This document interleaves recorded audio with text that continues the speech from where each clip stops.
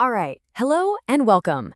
Today, we are diving into one of the, most fundamental tools in the entire machine learning toolkit, k-means clustering. Look, if you've ever found yourself staring at just a mountain of data, and you've had that gut feeling, that suspicion, that there are hidden groups or patterns tucked away inside, well, k-means is pretty much the key you need to unlock them. Okay, so let's really get into this. I want you to imagine you've got thousands, maybe millions of data points, but and this is the crucial part, you have no predefined categories, right? There's no yes or no, no spam or not spam, no cat or dog. This is the world of unsupervised learning, and it all kicks off with this really simple but honestly pretty powerful question. How in the world do we find the natural structure that's just hiding in plain sight? And look, this isn't just some, abstract theoretical problem. We're talking about answering real, valuable business questions here. Just think about it for a second. Which of your customers behave in similar ways? How can you just automatically group a bunch of news articles or documents by their topic? K-means, that's the engine that powers these discoveries. It finds the answers by uncovering the structure that's already there, instead of just predicting something we already know.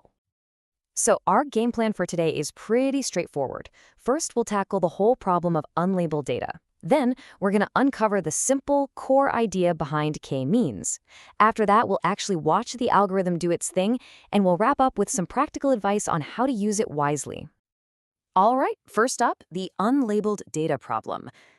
This is the fundamental situation where an algorithm like k-means really becomes your best friend. It's for when you've got tons of information, but absolutely zero predefined answers to guide you. So the technique we use to solve this is called clustering. And the goal? Oh, it's beautifully simple. It just boils down to this. Put similar things together. That's it. Points inside any one group should be really, really alike, while points in different groups should be, different. It is all about finding that built-in inherent similarity. And that brings us right to the core idea of k-means. So now we're ready to meet the hero of our story today, the algorithm itself. And you'll see its main concept is both incredibly simple and amazingly powerful. Okay, if you only remember one thing from this whole explainer, make it this. K-means is all about grouping your data into a specific number of clusters. We call that number k, and it does this by trying to make the distance between each data point and its cluster's center as tiny as possible. And that special center point, it has a name.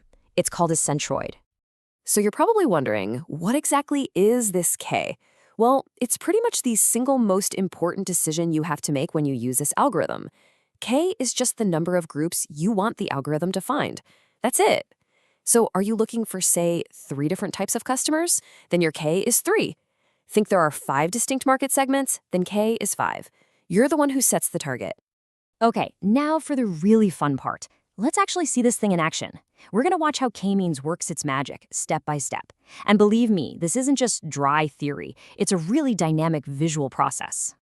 I like to call this the k-means dance, and it all happens in just a few key steps. First, you initialize. We just randomly drop our k-centroids onto the data.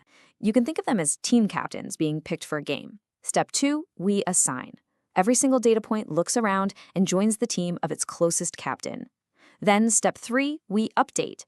Each team captain moves to the dead center of their new team. And then we just repeat those last 2 steps, assign, update, over and over again, until the captains stop moving. When they settle down, that's what we call convergence. So why does this dance actually work? It might look a little chaotic at first, but it's not random at all. The algorithm has one single simple goal, which this quote sums up perfectly. It's trying to make every single cluster as compact and as tight as it can possibly be. So with every single step of that dance, it's pulling all the data points closer to their team's center, minimizing the total distance inside each group.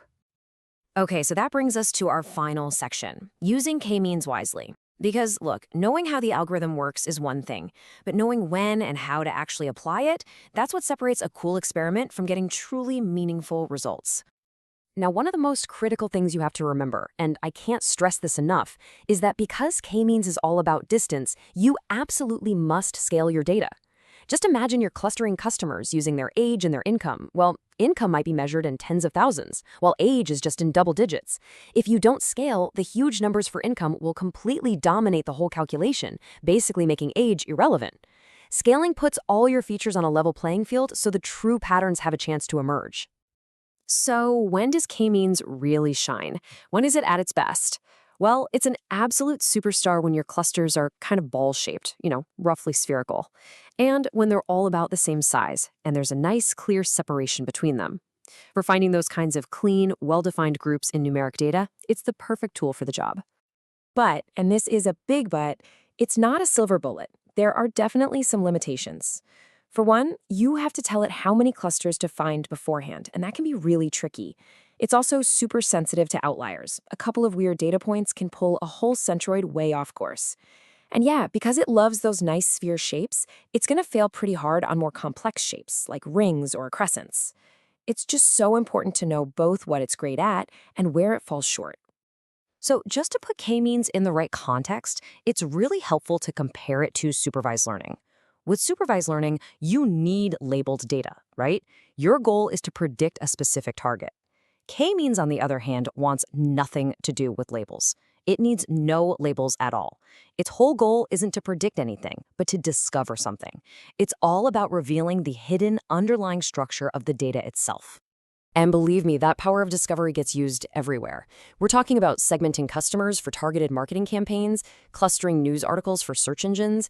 It's even used for something cool like image compression, just by grouping similar colors together. K-means is a true workhorse algorithm, and it provides real, tangible value across so many different industries. So there you have it. We've walked through the problem, we've grasped the core idea, we've watched the step-by-step process, and we've covered the practical wisdom you need to use it well. At the end of the day, k-means is a simple, super intuitive, and really powerful way to just let your data tell its own story. So the only question left for you is, what hidden patterns are just waiting to be discovered in your data?